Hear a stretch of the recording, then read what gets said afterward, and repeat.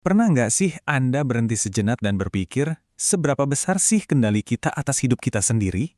Kalau kita percaya Tuhan itu Maha Kuasa, apa jangan-jangan setiap pilihan kita, setiap belokan di jalan hidup kita, sebenarnya udah ditulis dari awal?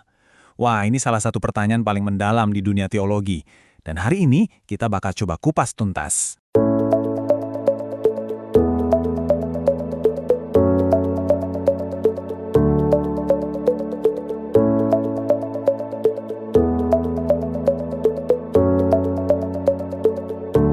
Oke, untuk mengurai benang kusut ini, kita akan menelusuri alur argumennya dalam 6 bagian. Kita mulai dari pandangan yang bilang kalau semuanya sudah ditetapkan, lalu kita lihat apa saja konsekuensinya, dan terakhir, kita akan intip sebuah model alternatif yang ditawarkan. Yuk, kita mulai. Jadi, ini dia inti masalahnya.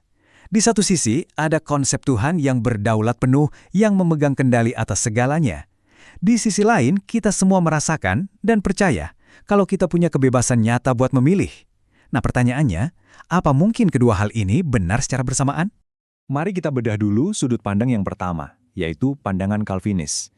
Menurut perspektif ini, kalau kita bilang Tuhan itu berdaulat, ya artinya dia secara aktif menetapkan segala sesuatu yang terjadi, tanpa kecuali.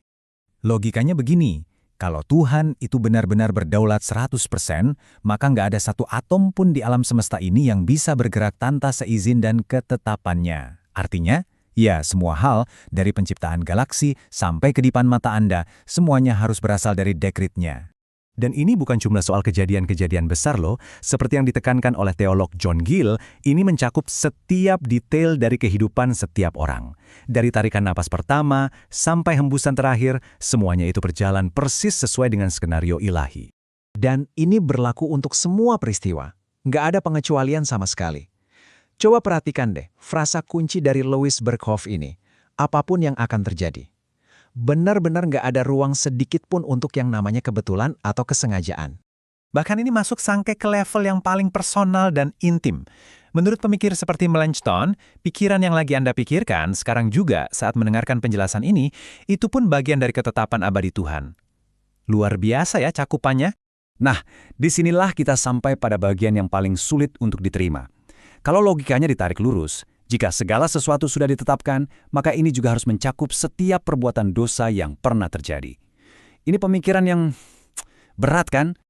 Tentu saja, implikasi seperti ini nggak bisa kita abaikan begitu saja. Sumber analisis kita menyoroti bahwa premis ini secara alami akan memunculkan 3 dilema besar yang harus dihadapi. Oke, ini dia 3 dilemanya. Pertama, kalau semuanya sudah diatur, apa kita benar-benar punya kehendak bebas? Kedua, kalau kita ini cuma menjalankan program, apa kita bisa dimintai pertanggungjawaban? Dan yang ketiga yang paling pelik, apa ini artinya Tuhan sendirilah yang jadi sumber dosa? Analisis ini memberikan sebuah analogi yang tajam banget. Coba bayangkan, apakah kita ini manusia bebas yang bisa memilih di antara berbagai pilihan nyata, atau kita ini lebih mirip robot super canggih? Robot ini mungkin merasa dia sedang memilih, tapi pada akhirnya dia cuma menjalankan coding yang sudah ditanamkan di dalam dirinya. Lalu, gimana dong cara pandang Calvinis menjawab dilema-dilema yang kelihatannya buntu ini? Bagaimana mereka mencoba menjembatani hal-hal yang tampaknya saling bertentangan ini? Jawabannya, pada dasarnya adalah dengan merangkul misteri itu sendiri. Posisi ini kurang lebih berkata begini, memang bagi otak manusia kita yang terbatas, dua ide ini kelihatannya nggak masuk akal kalau disandingkan. Tapi, ketidakmampuan kita memahaminya bukan berarti keduanya tidak benar. Keduanya adalah kebenaran agung yang harus kita terima dengan iman. Ini yang sering disebut sebagai paradoks. Jadi alih-alih mencoba untuk menyelesaikan kontradiksinya, pandangan ini justru mempertahankan keduanya dalam sebuah ketegangan.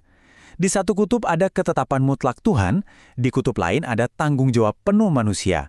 Keduanya dipegang sebagai kebenaran, meskipun logika kita nggak sanggup menyatukannya. Tapi apa hanya itu satu-satunya cara untuk melihat masalah ini? Nah, sumber analisis kita kemudian menyajikan sebuah jalan alternatif. Sebuah model yang berbeda, yang disebut sebagai kedaulatan Alkitabiah. Kunci dari model alternatif ini terletak pada satu perbedaan yang sangat krusial. Bedanya antara menetapkan dan mengizinkan. Gampangnya gini, menetapkan itu ibarat Tuhan menulis skenario dan memaksa aktornya mengucapkan dialog. Sedangkan mengizinkan, itu ibarat Tuhan membangun panggungnya. Dia sudah tahu apa yang akan dilakukan para aktor dengan kebebasan mereka, lalu dengan sangat ahli, dia merajut semua tindakan mereka ke dalam ceritanya yang jauh lebih besar. Jadi dalam pandangan ini, kendali Tuhan itu bukan seperti programmer yang membuat coding, tapi lebih seperti proses 3 langkah.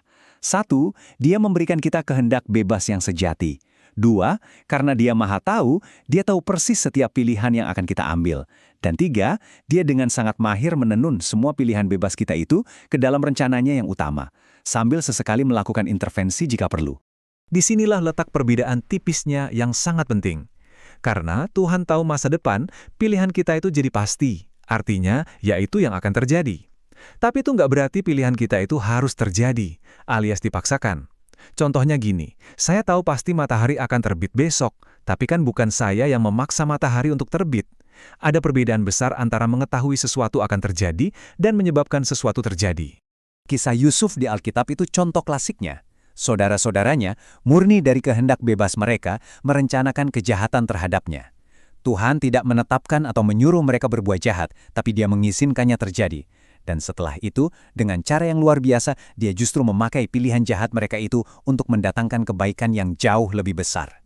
Semua perenungan ini pada akhirnya membawa kita pada satu pertanyaan terakhir. Sebuah pertanyaan yang menantang kita untuk memikirkan kembali. Apa sih sebenarnya makna dari kekuasaan ilahi itu? Analisis ini meninggalkan kita dengan sebuah pertanyaan untuk direnungkan. Visi kedaulatan Tuhan mana yang sebetulnya lebih agung dan mengagumkan?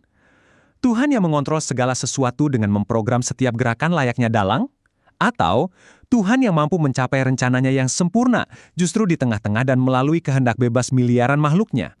Terima kasih sudah mengikuti penyelaman mendalam kita kali ini. Ini adalah sebuah misteri yang mungkin tidak akan pernah kita pahami 100%. Tapi justru dengan memikirkannya, kita bisa jadi lebih menghargai kompleksitas iman dan kehendak bebas. Dan jangan lupa kunjungi channel Era Studio untuk memberikan like, subscribe, dan tinggalkan komentar Anda untuk mendukung channel ini lebih berkembang.